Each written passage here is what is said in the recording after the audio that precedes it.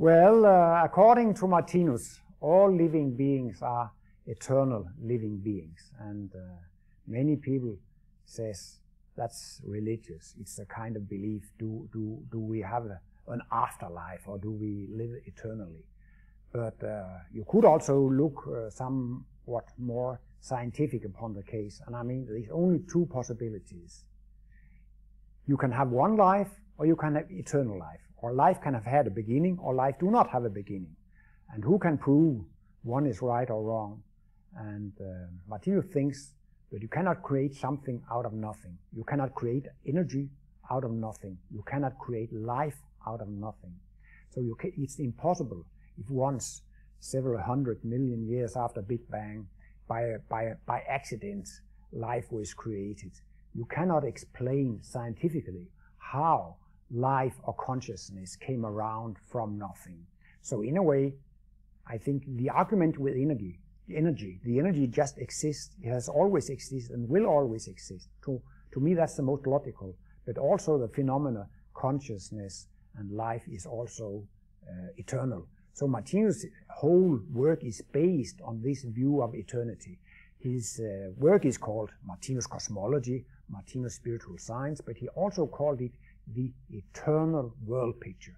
And the whole world picture is very, very logical, but that is because it's based on eternity. Everything is observed from the viewpoint of the eternity.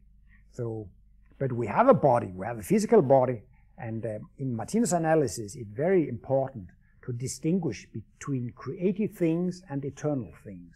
You have a self, an I, you have a consciousness which is eternal, and then you have a body that is created. So the body has a beginning and an end. And that's a big scientific question. Can consciousness only exist in a physical body? Or do consciousness have an independent existence outside the physical body? And there are lots of research in near-death experiences. And there you can see they can have an experience outside the body. So I guess there would be much more research, scientific examinations that will show that consciousness has an independent existence outside the physical body.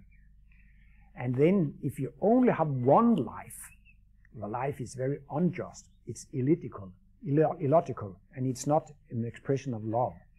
But if you have the perspective of reincarnation on eternal life, then there is a justice, because when you compare a lot of lives, you can be rich in one life and poor in another. You can be healthy and you can be ill in another life. So if you have the whole eternity, everything, you will reach an equilibrium. So it's equalized. So from this point of view, life is just, and it is also very logical, and it is also expression of the highest love. So you get, but many people who are materialists, they are very much afraid of dying. And when maybe their husband or wife has died, or their children, they become very, very unhappy because they think there is no afterlife. But with an eternal viewpoint, it's not so tragical. And Martinus says what happens when you die, that is the five senses do not work anymore, but your consciousness is still working. So in that way, death is the biggest surprise of life, because the first thing you experience when you're dead, that is you're alive. And Martinus says it's so wonderful, and you also have many reports from these near-death experiences, and they sort of confirm Martinus' analysis. So it's so wonderful to die, and you could compare the stay in the spiritual world as a summer holiday between two lives, or the physical world is the school of life. Then you go in the first grade, have summer holiday, second grade, summer holiday, third grade, summer holiday. For every year in school, you develop and learn a lot. In the same way, in the school of life, you have one incarnation, and then you have a summer holiday. It's so wonderful to die. It's so wonderful to stay in the spiritual world. Martinus says a little bit humoristic. It's good when you don't know how wonderful it is in the spiritual world. But if we really knew it, we'll commit suicide immediately to get into the spiritual world. You cannot imagine how wonderful it is in the spiritual world. And you can have so many wishes that are not fulfilled in this life. but then they will be fulfilled in the next incarnation and next incarnation. So it's such wonderful. Martinus guarantees all wishes are fulfilled. You just have to have some patience. But Martinus is speaking about the physical body, and then we have the self, the I, and the superconsciousness, which is eternal. You sort of have an eternal body, and all the information that you collect in all life, all your talents are stored in this eternal body. So you become a master through training and practice. So to Martinus, the motor, the driving force in evolution is not mutations and survival of the fittest, but it is training, praxis. It is you get every time when you've made an experience you have developed, because they are not lost when the physical body goes under, when it's gone. But all these talents and all these information you've collected during your life are stored in this eternal body. And also, if you go to the question about health, you could ask, why are some children born handicapped? They are born with illness. That is because they have destroyed their health through bad habits in previous lives. In this lifetime, they say, I guess these 5 sins. If you drink alcohol, if you smoke tobacco, if you eat very much fat, and if you eat sugars, and if you don't exercise, then there's a big risk that you will get diabetes too, or you will get in your circulation and heart, and you will get illnesses there, because you have had bad habits. But you create a talent kernel when you have bad habits.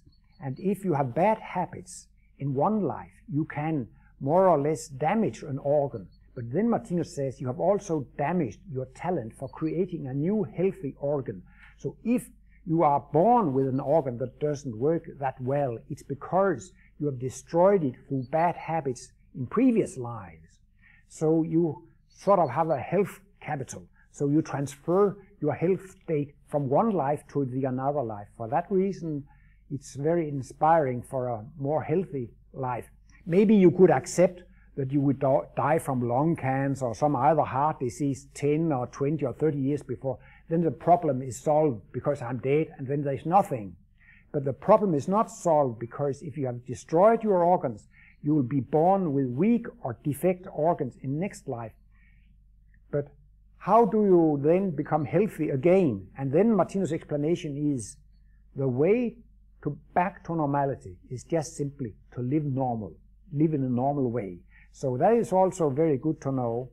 But Martinus says it's not only physical things that destroy your health. In a way, he says the most important thing about your health is the way that you are thinking. And on the deepest level, our thinking is the cause to all illnesses. Because when you think in a wrong way, you disturb your organs. Every thought has a certain wavelength, frequency, but also all organs have a wavelength or frequency. So some types of thoughts have an effect on some organs and other types of thoughts. But in general, if you are angry, you are envious, all different kind of negative feelings, you feel that you are treated in an unjust way, you are unsatisfied, you are angry, you are annoyed, and so on. This creates sicknesses, illnesses. He has pointed out the cause to some few diseases, but not to all diseases. But what he points out, that is, if you are pleased with life, you think life is wonderful, even if you have problems and you have pain and sickness and a lot of things, when you understand, that helps you in your evolution. When you have felt the pain on yourself, you can feel with others.